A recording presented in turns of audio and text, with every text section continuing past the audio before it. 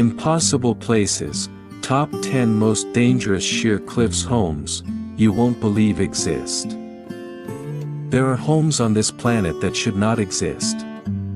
Not luxury hideaways perched safely on hillsides. Not temporary shelters built for thrill seekers. Permanent dwellings carved into vertical rock faces where one misstep means death.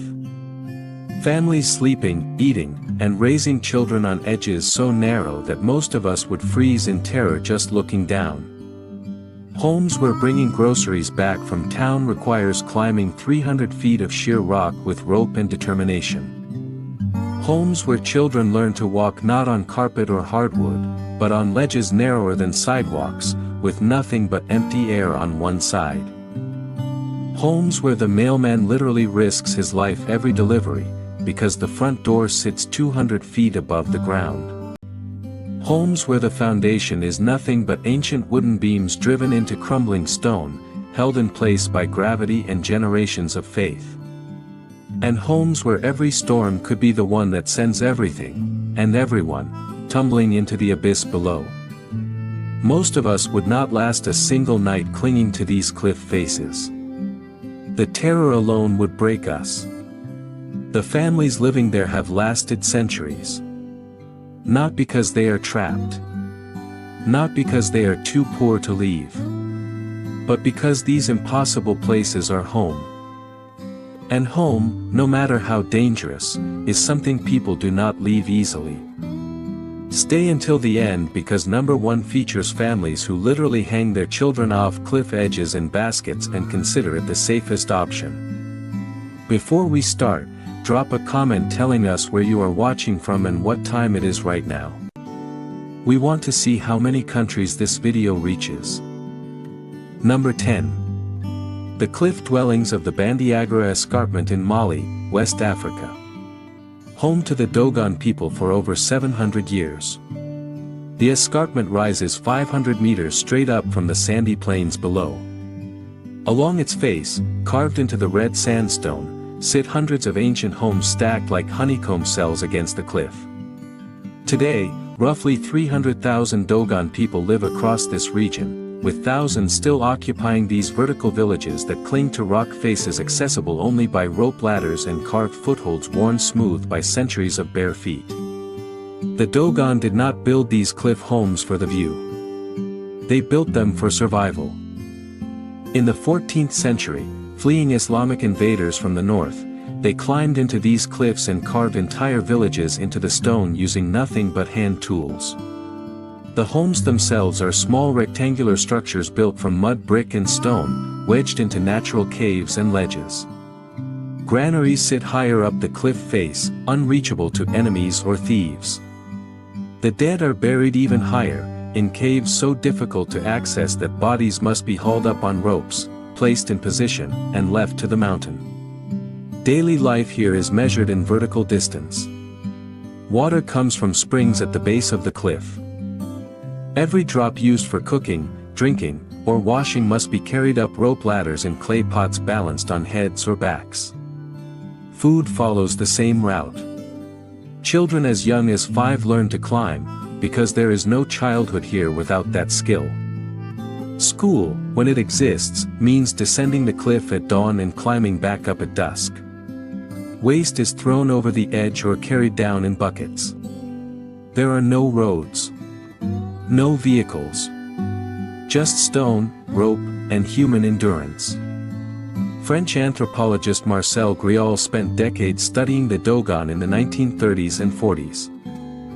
His research revealed a culture of stunning complexity, with advanced knowledge of astronomy and a social structure built entirely around living on vertical stone. More recent archaeological studies by the University of Geneva confirmed that some cliff dwellings date back to the 11th century, making them nearly 1,000 years old. The danger is constant and cold. Rockslides kill. Every year, sections of the cliff face crumble without warning, taking homes and lives with them. The sandstone is soft, easily eroded by wind and rain. Rope ladders fray. Children fall. The elderly cannot make the climb and die isolated in homes they can no longer leave. During the rainy season, the cliff face becomes slick, turning every climb into a gamble with gravity. The Dogon astronomical calendar, their rituals, their entire understanding of the universe is tied to these rocks. Leaving would mean cutting themselves off from everything that makes them Dogon. So they stay, suspended between stone and sky, because some things matter more than safety. Number 9. The monasteries of Meteora in central Greece, where monks have lived on top of sandstone pillars for over 600 years. Meteora means suspended in air, and the name is not poetry. It is fact. 6 active monasteries sit on top of rock towers that rise 600 meters above the valley floor. These are not hills with buildings on them. These are sheer vertical columns of stone with Byzantine structures perched on their summits, unreachable except by routes so dangerous that for centuries, the only way up was by net or rope basket hauled by hand. The first monks arrived in the 9th century, living in caves carved into the rock pillars. By the 14th century, fleeing Turkish invasions and seeking isolation for prayer, they began building full monasteries on the summits. The logistics are staggering. Every stone, every timber, every icon and candle had to be hauled up hundreds of meters of vertical rock. The monks used rope nets and wooden winches, pulling supplies up inch by inch. The construction of the great Meteoron monastery took decades and the lives of multiple monks who fell during the work. Even today, with modern staircases carved into the rock, life in Meteora is not easy. Fewer than 50 monks and nuns live in the 6 remaining monasteries. Water comes from rainwater collection and small springs on the summits. Food must be carried up stairs that climb 300 meters nearly straight up.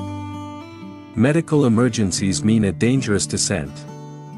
Winter storms batter the exposed peaks with winds strong enough to knock a person off their feet. But for now, the monks remain. They wake before dawn for prayers that echo off stone walls built by men who died to place them there. They live in isolation not because the world forgot them, but because they chose to forget the world. The rocks beneath them are crumbling. The numbers are falling. But as long as even one monk climbs those stairs to pray at sunrise, Meteora remains what it has always been, proof that faith, when taken to its extreme, looks like madness to everyone except the faithful. Number 8. Rocamadour, a medieval town in southern France where homes and churches cling to a limestone cliff face 120 meters above the Alzou River Gorge. Rocamadour is not a village that happens to be near a cliff. It is a village built into the cliff itself, layer upon layer of stone buildings stacked vertically from the river valley to the chateau at the summit. Around 600 people live here permanently, in homes wedged between rock and sky, connected by staircases so steep they are called the Grand Stairway, 216 steps carved into the cliff face centuries ago.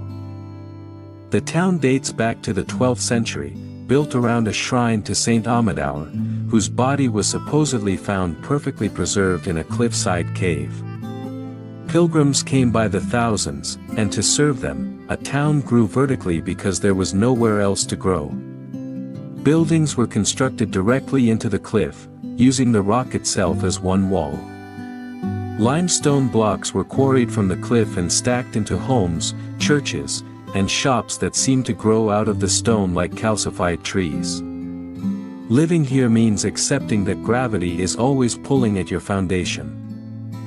Water is piped in now, but for centuries it came from springs in the gorge below, carried up in buckets climb by climb.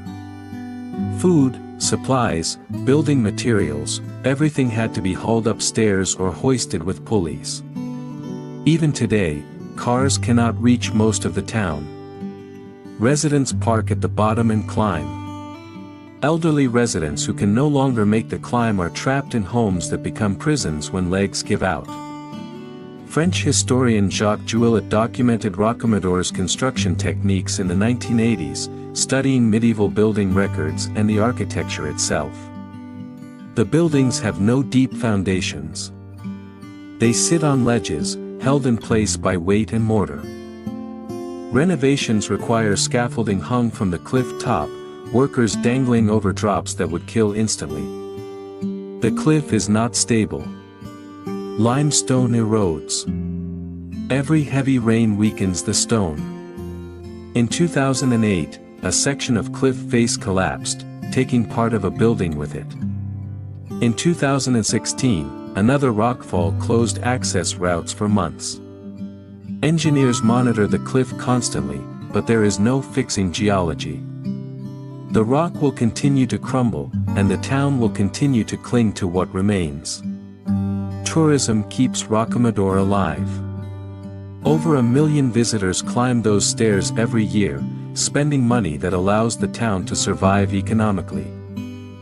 But tourism also accelerates the erosion. Every footstep on those ancient stairs wears them down a fraction more.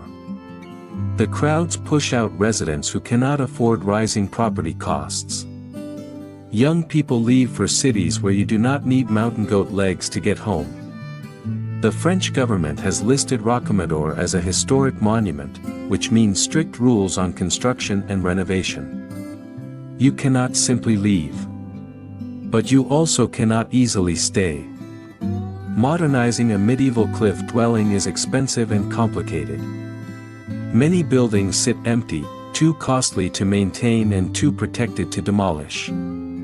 Yet families remain. Some have been here for generations, living in homes their great-grandparents occupied.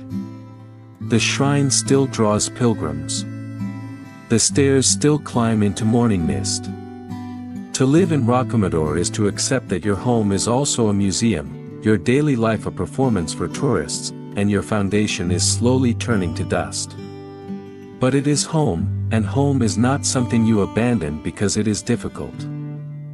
Number 7. Bonifacio, a coastal town on the southern tip of Corsica, where medieval buildings perch on white limestone cliffs that drop 70 meters straight into the Mediterranean Sea. 9,000 people live in Bonifacio, many in the old citadel where homes sit so close to the cliff edge that their back walls form the last barrier between bedroom and empty space. Walk through certain streets and you can look through windows that frame nothing but sea and sky. The buildings overhang the cliff, supported by extensions built on platforms jutting out from the rock face. Bonifacio is ancient. Founded by Boniface, Marquis of Tuscany, in the 9th century, the town became a fortress city built on a natural cliff to defend against invasion. The buildings are stacked tight, 3 and 4 stories tall, using every inch of the narrow limestone peninsula. The citadel walls incorporate the cliff itself. In some places, the rock is the wall. Homes were built right up to the edge because space was survival. More room meant more people, and more people meant better defense. The engineering is brutal and simple. Limestone foundation blocks, thick walls, and hope. The medieval builders drove support beams into the cliff and cantilevered floors out over the void. They built on top of other buildings, stacking weight on stone already stressed by gravity. There are no basements. Beneath the ground floors is nothing but hollow rock, caves carved by millennia of wave action eating away at the base of the cliff. Daily life requires ignoring the edge. Water and electricity are modern additions, but getting supplies to cliff-edge homes still means navigating narrow medieval streets barely wide enough for a car. French geologists from the University of Corsica have studied the cliffs extensively. Their reports are not comforting. The limestone is porous and fractured. Seawater erodes the base of the cliff constantly. The entire cliff face is slowly retreating inland at a rate of several millimeters per year. That sounds small until you calculate it over centuries. Buildings that were safely inland in the Middle Ages now overhang empty space. In 1982, a section of cliff collapsed, taking part of a building with it. In 2005, another collapse. The mayor's office monitors cracks in the cliff face and evacuates buildings when danger is imminent. But imminent is relative. The rock does not give warnings. It simply fails, and when it does, there is no time to run. The Mediterranean wind, the Bonifacio, blows at speeds that can strip roof tiles and knock over anyone standing near the cliff edge. Winter storms send waves crashing into the base of the cliff with enough force to shake buildings. Salt spray corrodes everything metal. Tourists love the drama of it, standing at the cliff edge for photos, but residents live with the knowledge that the ground beneath them is temporary. Corsican culture runs deep. Families in Bonifacio trace their lineage back centuries. The town survived sieges, plagues, and political upheaval. Leaving because the cliff is crumbling feels like surrender to people whose ancestors held this ground against armies. The young leave anyway, drawn to mainland France or Italy, places where home does not require courage just to sleep soundly. Tourism brings wealth. Restaurants and hotels line the cliff edge, charging premium prices for rooms with views of the abyss. The money funds cliff stabilization projects, engineering surveys, and evacuation plans. But it also means that Bonifacio is becoming a place for visitors, not residents. Property values climb faster than the cliffs erode, pushing out locals who cannot compete with vacation home buyers. Still, thousands remain. They wake to sunrises over the sea, framed by bedroom windows perched 70 meters above the waves. They walk streets their grandparents walked, in a town that has defied gravity for over 1,000 years. The cliff is failing. The future is uncertain. But Bonifacio stands, because the people who live there refuse to be the generation that abandons what so many before them fought to keep. Number 6. Castellfollit de la Roca, a village in Catalonia, Spain, built on the edge of a basalt cliff 50 meters high and less than 1 kilometer long. Just under 1,000 people live in Castellfollit, packed into a narrow strip of medieval buildings that balance on top of a cliff formed by two ancient lava flows. The cliff is not wide. In places, it is barely 50 meters from one edge to the other. The village stretches along its length, houses pressed together so tightly that there is no room to build anything new. You live where your ancestors lived, or you do not live there at all. The basalt cliff was created thousands of years ago when two rivers cut through layers of hardened lava. The result is a vertical wall of dark stone with the village perched on top like a crown. The old town, the part that matters, occupies the narrowest section, where the cliff narrows to a knife edge. Buildings overhang both sides. Walk down certain alleys and you can see drops on both sides, as if the village is a bridge with houses instead of a road. Construction here was never a question of engineering ambition. It was necessity. The cliff top was defensible, and in medieval Catalonia, defensible meant survival. Homes were built from local basalt stone, quarried from the cliff itself. The foundations are shallow, sitting directly on the volcanic rock. There are no deep pilings, no modern stabilization. The buildings hold because they are heavy and because they have held for centuries. Water comes from the rivers below, pumped up now, but historically carried in buckets. Supplies arrive by a single narrow road that snakes up the cliff face to the village entrance. Fire is the nightmare scenario. The streets are too narrow for fire trucks. If a building burns, the whole village could go. In 1987, a fire destroyed 3 homes before residents could stop it with bucket chains. Spanish geologists have studied the cliff extensively. Basalt is hard, but it is not eternal. The cliff face is fractured, weakened by freeze-thaw cycles and erosion from the rivers below. Every winter, water seeps into cracks, freezes, expands, and splits the rock a little more. Small rockfalls are common. Large ones are inevitable, just a question of when. In 2012, a section of the cliff face sheared off, sending tons of basalt into the river below. The village was not damaged, but the message was clear. The cliff is failing. Engineers installed monitoring equipment, sensors that measure movement in the rock. When the readings spike, evacuation plans activate. But plans do not stop geology. The young have mostly left. The village population has been declining for decades. There are no jobs here. No industry. Tourism brings visitors who take photos and leave. The money is not enough to sustain a community. Schools closed years ago.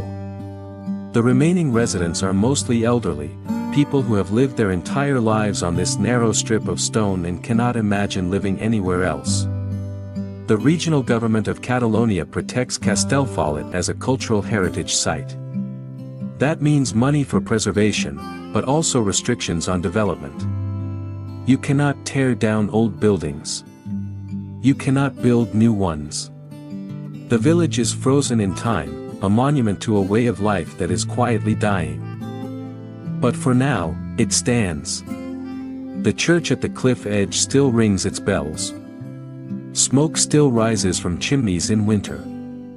Old men still sit in the plaza, staring out at the valley below, at the rivers that carved this cliff and will eventually reclaim it. They know the end is coming. They simply choose to be there when it does, because this narrow edge of basalt is home, and home is worth dying on. We are halfway through, and the cliff homes ahead are even more extreme. What you have seen so far are places where survival requires daily courage. What comes next are places where survival requires something closer to faith. If you are still watching, hit subscribe and turn on notifications.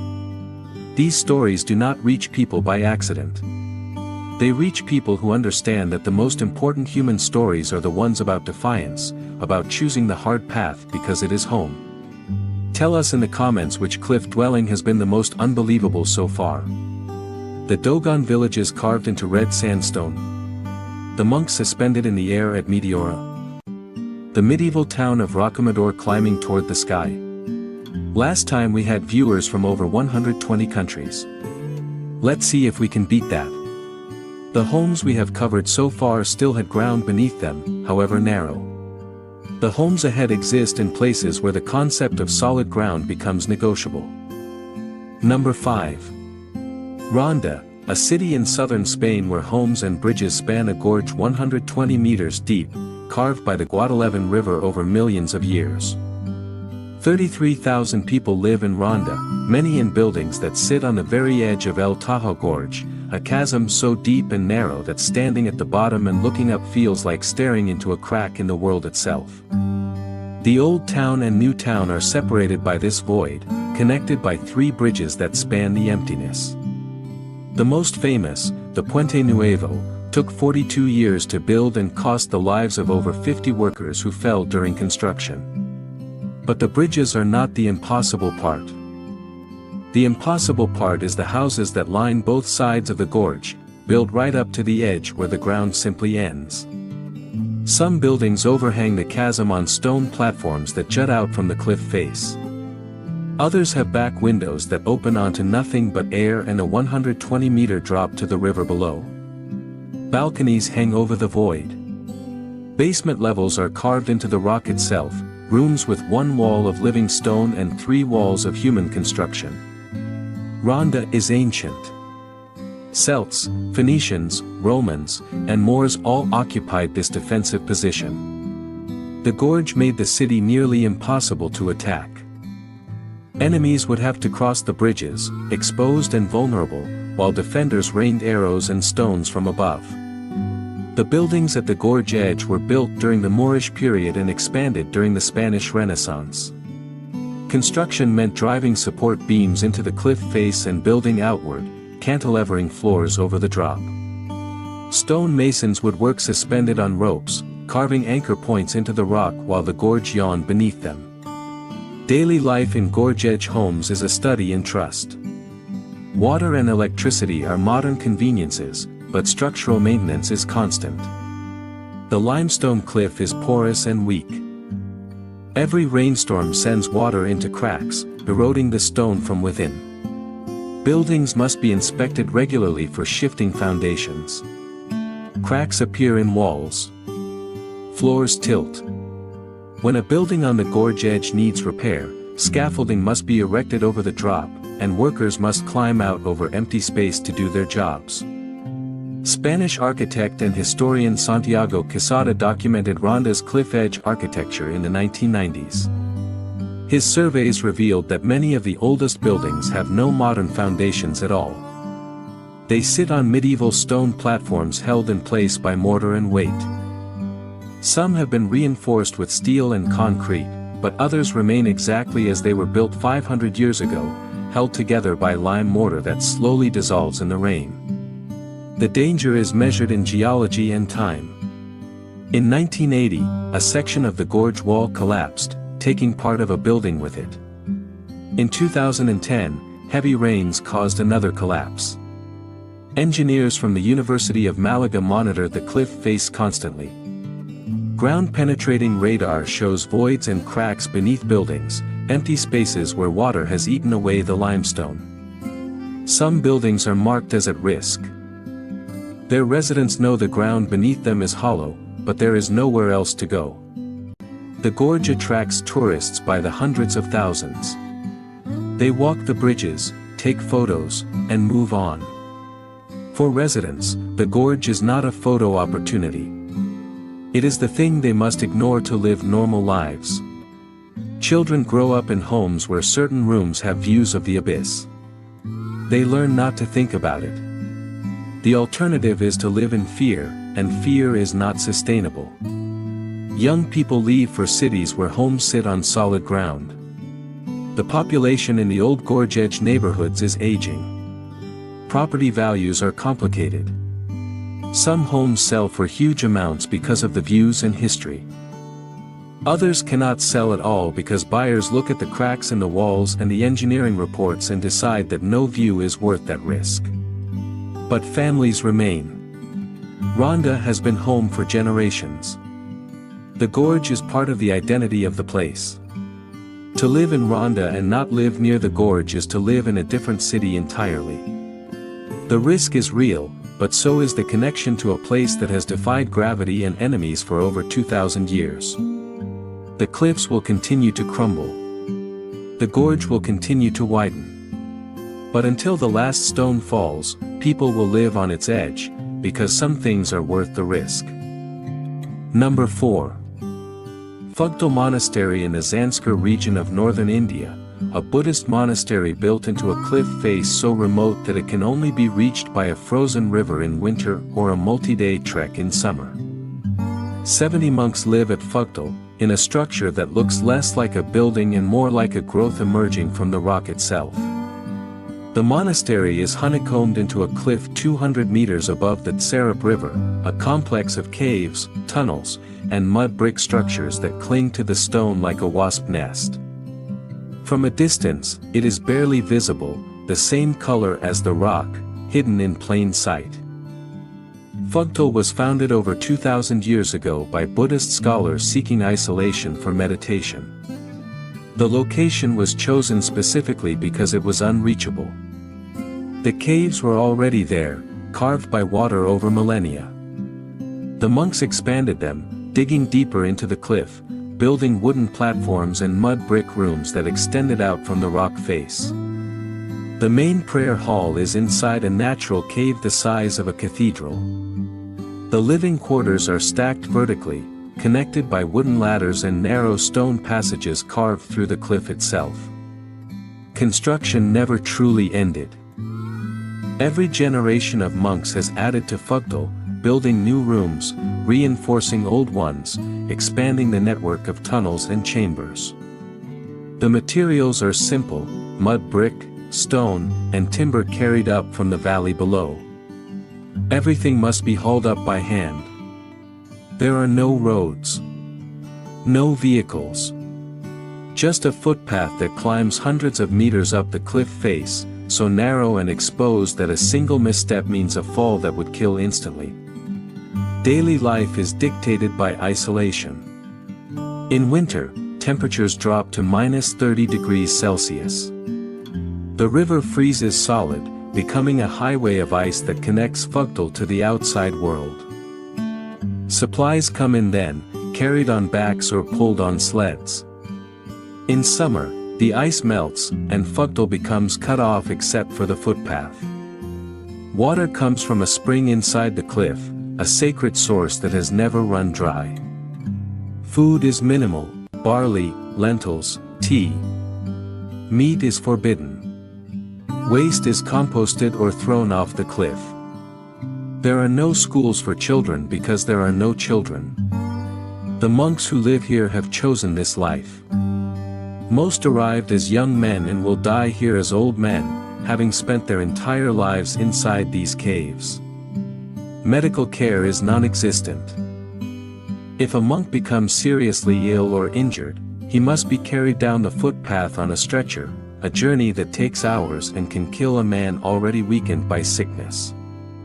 British explorer Alexander Cunningham documented Phugtal in 1870, the first Westerner to visit. His journals describe a place that seemed impossible, a monastery suspended in a cliff face in one of the most remote corners of the world. More recent studies by the Archaeological Survey of India confirmed that parts of the monastery date back over 2,000 years, making it one of the oldest continuously inhabited monastic sites in the Himalayas. The danger is cold and gravity. Winter storms bury the monastery in snow. Avalanches roar down the cliff face, missing the monastery by meters. The wooden structures are constantly being repaired, rotted beams replaced with new ones carried up the footpath.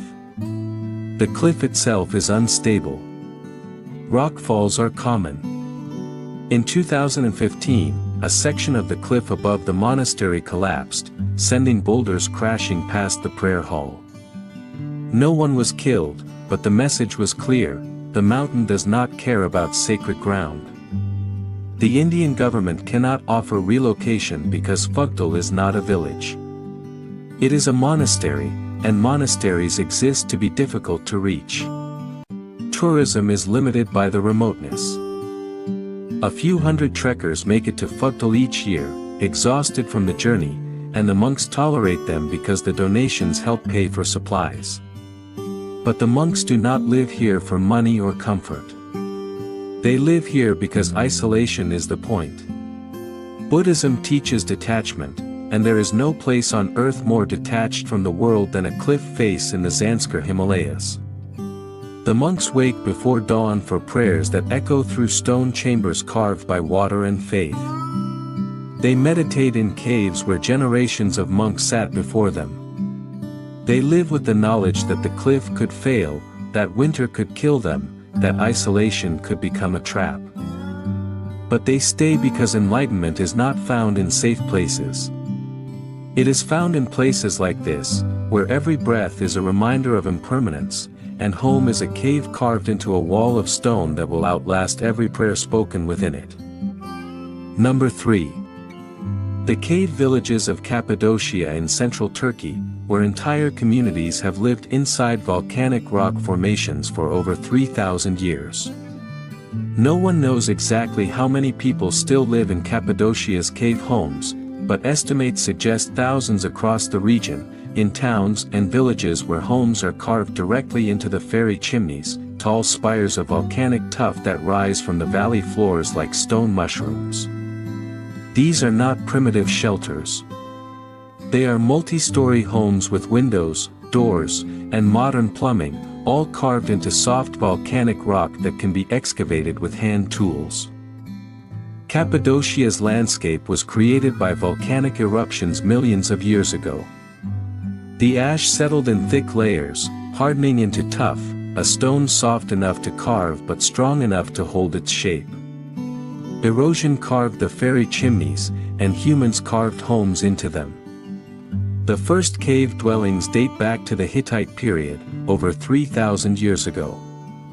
Early Christians expanded them, digging entire underground cities during Roman persecution, complexes that could house thousands of people and remain hidden from soldiers searching above ground. The construction technique is simple but labor-intensive. You choose a fairy chimney or cliff face. You dig. The tuff is soft when first exposed but hardens when exposed to air, creating walls that last centuries. Rooms are carved one at a time, starting from a central chamber and expanding outward. Ventilation shafts are dug to the surface. Water channels are carved to drain rain. The result is a home that is cool in summer, warm in winter, and nearly invisible from the outside. Daily life in a cave home is surprisingly normal. Electricity is wired in. Plumbing connects to modern sewage systems. But the challenges remain. Cave homes are dark. Natural light comes only from windows and doors carved into the rock.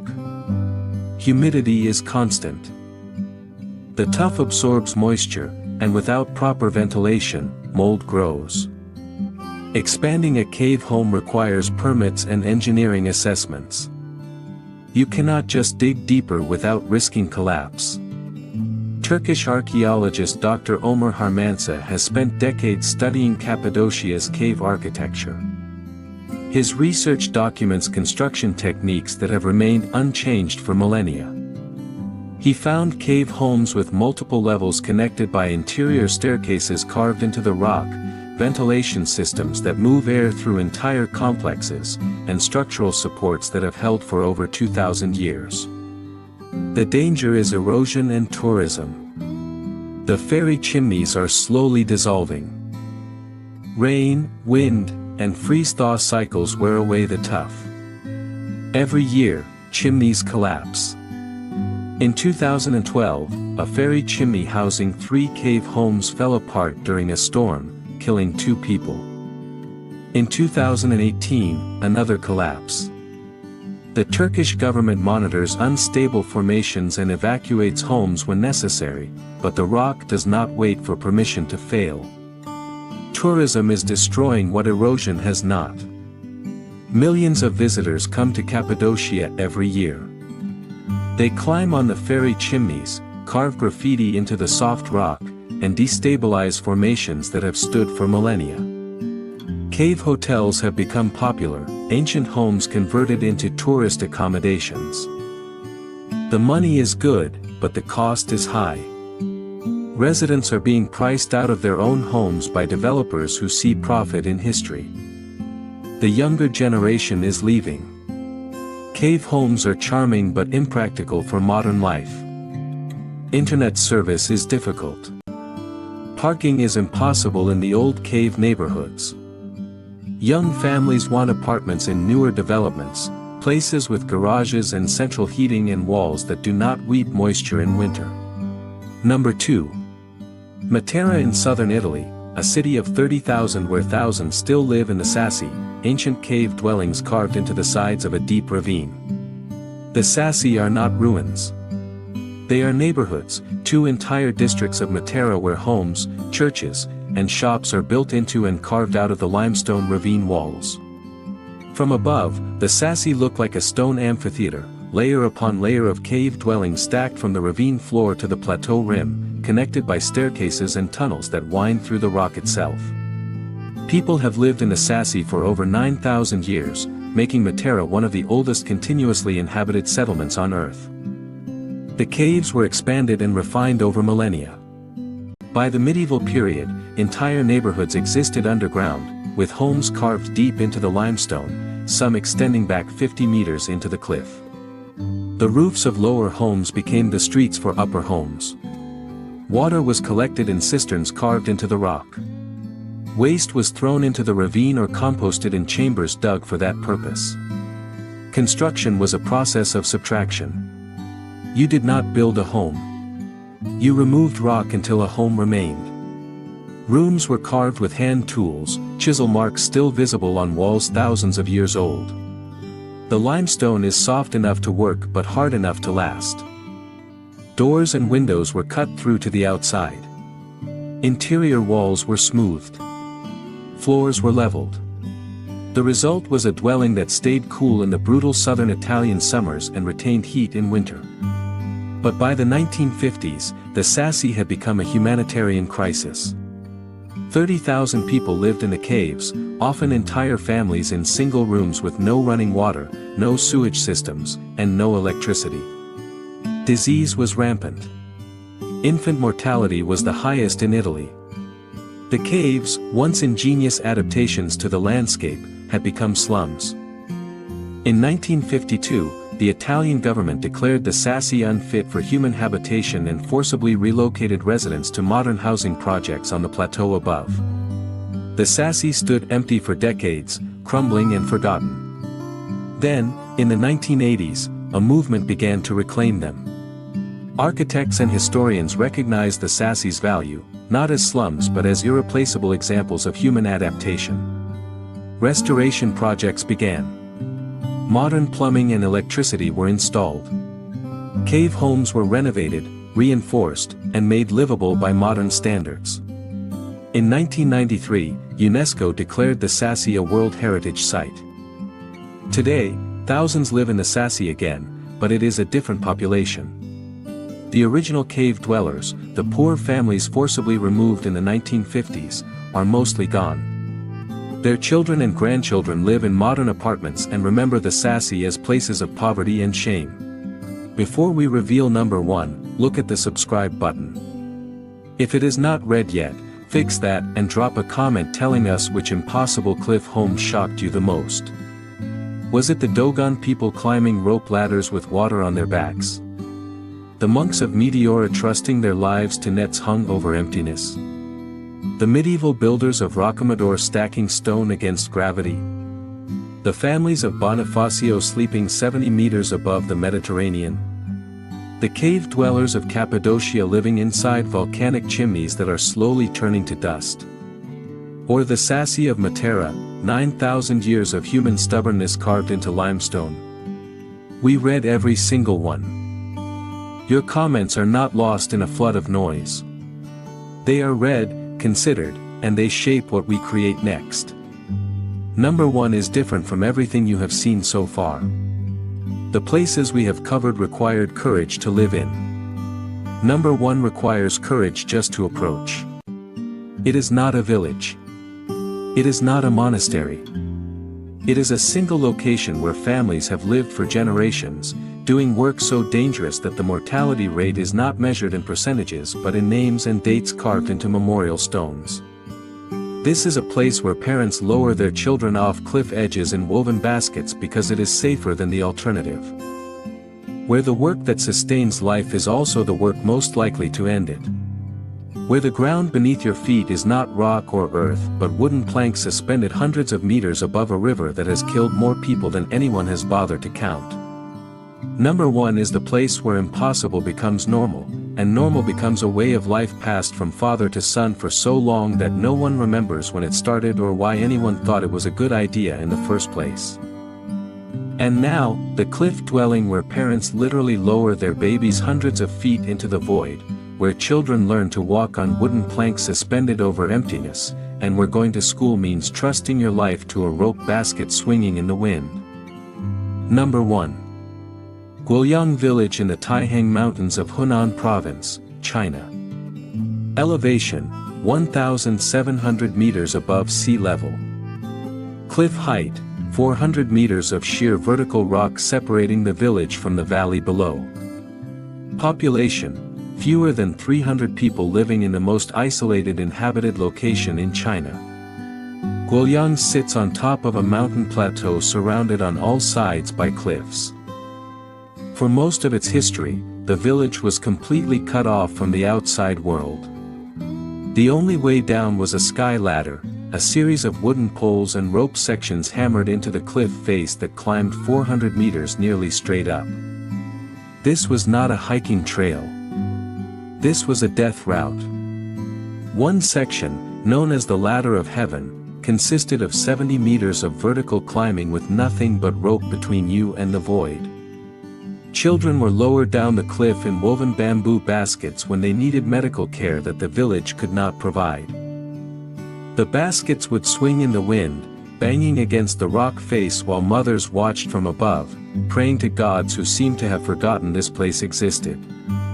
Getting supplies up meant the same process in reverse. Everything the village needed, food, medicine, tools, building materials, had to be hauled up 400 meters of cliff face by hand. A bag of rice could take an entire day to transport. The wind at Guoliang never stops. It howls through the mountain passes with enough force to knock a person off balance. In winter, the cliff face becomes coated in ice, turning the sky ladder into a frozen waterfall that no one could climb without risking everything. Mist rises from the valley below, thick enough that some days you cannot see the ground. You climb into white emptiness, trusting that the next handhold is there because it has always been there, and because the alternative is to stay trapped on a mountain with no way out.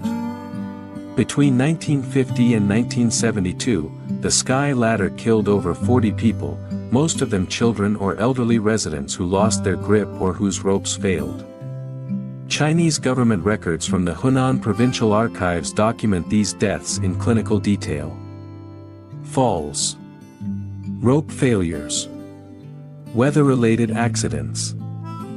The numbers are cold, but behind each number is a family that watched someone they loved disappear over the edge. In 1972, the village made a decision. If the government would not build them a road, they would build it themselves. 13 men, led by village chief Shin Mingxin, began carving a tunnel through the mountain using only hammers, chisels, and explosives made from fertilizer. They worked for 5 years. The tunnel, when finished, was 1,200 meters long, carved through solid rock, wide enough for a single vehicle, with windows cut into the cliff face to let in light and allow debris to be thrown out. The Guoliang Tunnel opened in 1977. It is not a modern highway. It is a cave, unlit, with a dirt floor and walls marked by chisel scars. Driving through it feels like entering the mountain's throat. But it ended the isolation. Supplies could come in. People could leave without risking death. The sky ladder was abandoned, left to rot against the cliff face, a monument to the years before the tunnel when leaving home meant gambling with gravity. But even with the tunnel, Guoliang remains extreme. The village sits on a plateau barely large enough to hold its buildings. There is no farmland. No industry. The economy is sustained by tourism now. Visitors come to see the tunnel, to drive through the passage carved by hand, to stand at the cliff edge and stare into the abyss that once trapped an entire community. The villagers charge entrance fees, run small hotels, and sell food to tourists who stay for a day and leave with stories about the impossible village in the clouds. The young have mostly gone. Fewer than 300 people remain, most of them elderly, the last generation that remembers what it was like before the tunnel, when the sky ladder was the only option and death was always one slip away. The schools are empty. The houses are crumbling. Within a few decades, Guoliang may stand abandoned, a ghost village perched on a cliff with a tunnel leading to nowhere. But for now, smoke still rises from chimneys. Morning mist still fills the valley below, so thick that the village seems to float on a sea of white clouds. Eagles circle at eye level, riding thermals that rise from the gorge. In spring, waterfalls cascade down the cliff faces, temporary rivers that vanish when the rains stop. The air is thin and cold and carries the sound of wind through rock, a constant reminder that this place was never meant for humans. Fathers still teach sons the old routes, even though the sky ladder is gone. They point to the cliff face and trace the path with their fingers, telling stories of grandfathers who made the climb with rice on their backs and babies in baskets. The stories are not told with pride. They are told with the flat certainty of people who survived something that should have killed them and cannot quite believe they are still here to tell about it. As the sun sets, lights flicker on in the village. Yellow squares of warmth against gray stone, small fires of human stubbornness burning on a mountain that tried its best to remain empty. The tunnel mouth glows faintly with the last of the daylight. The valley below disappears into darkness. And Guoliang remains, impossible and isolated, a place where home was worth 5 years of carving through solid rock, worth the risk of the sky ladder, worth everything it cost to stay. Because leaving would have been surrender, and the people of Guoliang do not surrender. They carve tunnels through mountains instead. From Mali to China, from medieval monasteries to hand-carved tunnels, we have seen humans choose the impossible over the easy. These 10 places prove that home is not about safety or convenience. It is about belonging to something larger than yourself, even when that something is a rock face that could crumble at any moment, a cliff that erodes a little more every year, a foundation that exists only because people refuse to believe it cannot. Modern life measures success in square footage and comfort. Climate control. Solid foundations. Short commutes. These cliff dwellers measure success in generations of survival, in children who inherit not just homes but the courage to live in them. We call it dangerous. They call it Tuesday. We see risk. They see continuity. The difference is not in the cliffs. It is in what we are willing to endure for the word home. When the last family climbs down from these cliffs for good, and eventually they will, we do not just lose homes. We lose proof that humans can adapt to anything. We lose evidence that community matters more than comfort, that tradition can outweigh safety, and that the word impossible has always been more about imagination than reality. These cliff dwellings are not museums. They are arguments. They argue that humans belong wherever they decide to belong, physics and common sense be damned. Which cliff dwelling was the most impossible to you? The Dogon villages carved into red stone. The monks of Meteora hanging in nets. Guoliang and its tunnel carved by hand through a mountain. Comment below. If you made it this far, you are exactly the kind of person who should be subscribed. Hit that button, turn on notifications, and we will see you in the next video where we explore the most isolated inhabited islands on Earth, places where the nearest neighbor is 500 miles of ocean away, and survival means something entirely different.